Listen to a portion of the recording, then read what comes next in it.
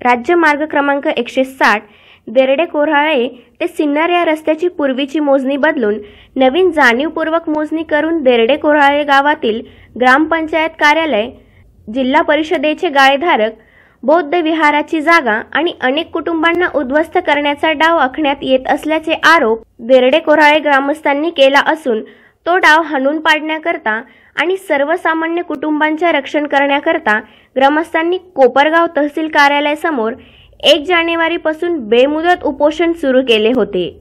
या उपोषणाच्या दुसऱ्या दिवशी अनेकांनी उपोषणकर्त्यांना भेट दिली।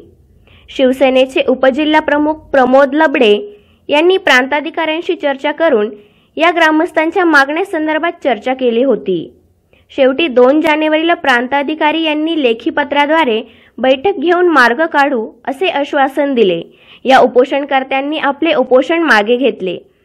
आम्ही देरडे कोऱ्हाळेचे ग्रामस्थ काल सकाळी 11 वाजेपासून ह्या ठिकाणी तहसील कचेरीच्या समोर, कोपरगाव तहसील कचेरीच्या समोर आमरण उपोषणाला बसलो होतो आणि आमच्या मागण्यांचा विचार करून प्रांत साहेब आणि तहसीलदार साहेब यांनी आम्हाला लेखी आश्वासन दिलं की पुढच्या आठवड्यामध्ये राज्य महामार्गाचे अधिकारी आणि उपोषणार्थींचे प्रतिनिधी आणि माननीय प्रमोदजी अण्णा लबडे साहेब यांच्या सगळ्यांचे एकत्र आपण शासकीय बैठक घेऊ आणि त्या बैठकीमध्ये योग्य मार्ग काढू म्हणून आम्ही हे उपोषण आता सोडत आहोत।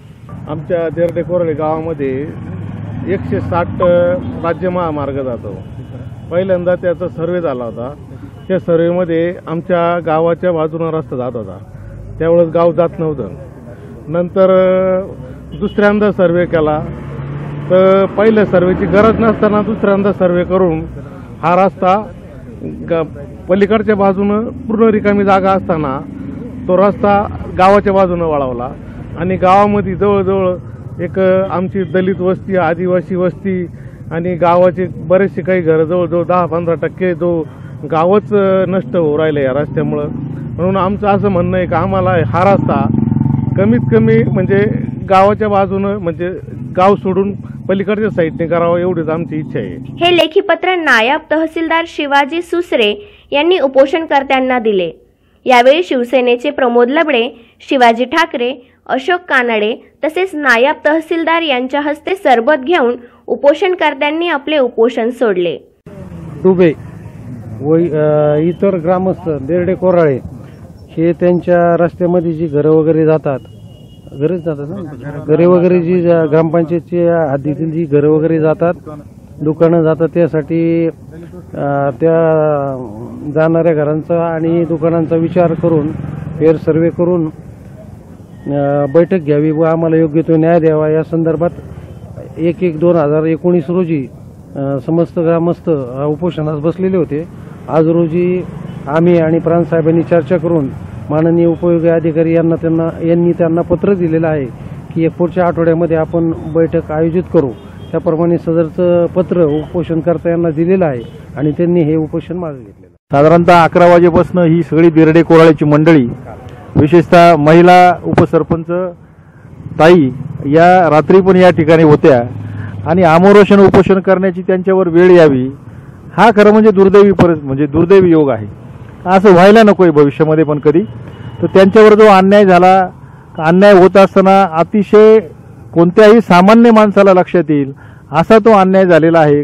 ज्यावेळेस 65 मीटर अंतरावर रस्त्याचं तुम्ही मोजणी करतात त्यावेळेसच्या खुणा आणि नंतरच्या तुमच्या 40 मीटर करू नये, पण ज्यावेळेस 25 मीटर करू नये ज्यावेळेस त्या खुणा आहेत का त्या 40 फूट पलीकडे गेलेल्या आहेत। याच्यातून एकंदरीमध्ये मोजणी करत असताना जो यांच्यावर ग्रामपंचायत कार्यालय, बौद्ध विहार, आदिवासी वस्ती, आदिवासींच्या काही दलित वस्ती, काही दुकानदार आणि हे सगळे बेरोजगार होणार आहेत, बेघर होणार आहेत, किंबहुना उद्ध्वस्त होणार आहेत। यांच्या सर्वसामान्य परिवाराचा, कुटुंबाचा जर जिव्हाळ्याचा प्रश्न आहे, यांना न्याय मिळण्याकरता यांनी प्रयत्न केले, न्याय मिळाला नाही म्हणून यांनी आज आमरण उपोषण केलंय। तर आदरणीय प्रांत साहेबांना मी स्वतः त्यांच्याशी बोललो, 2दा-3दा संपर्क केला, तहसीलदारांशी बोललो, काही एक नागरिक म्हणून बोललो, शिवसेनेचा पदाधिकारी म्हणून नाही बोललो का यांच्यावर अन्याय होतोय आणि या अन्यायाकरता तुम्हाला एकत्र यावं लागेल, समोर यावं लागेल।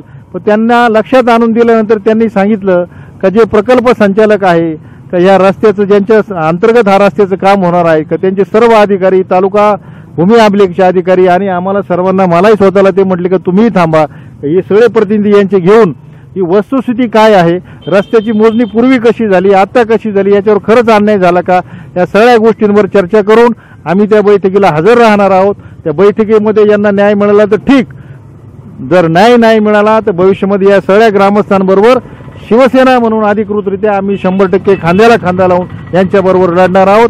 जोपर्यंत यांना न्याय मिळत नाही, यांच्यावरचा अन्याय दूर होत नाही, तोपर्यंत या डिपार्टमेंट असेल किंबहुना शासन असेल, ज्या ज्या पातळीवर संघर्ष करावा लागेल तो आम्ही या ठिकाणी करणार आहोत. उमाकांत शिलेदार, वसंत पवार, राजेंद्र देशमुख, लता शेळके, प्रताप गायकवाड आदीसह अनेक ग्रामस्थ या उपोषणाला बसले होते. प्रतिनिधी मोबिन खान, माय न्यूज, कोपरगाव.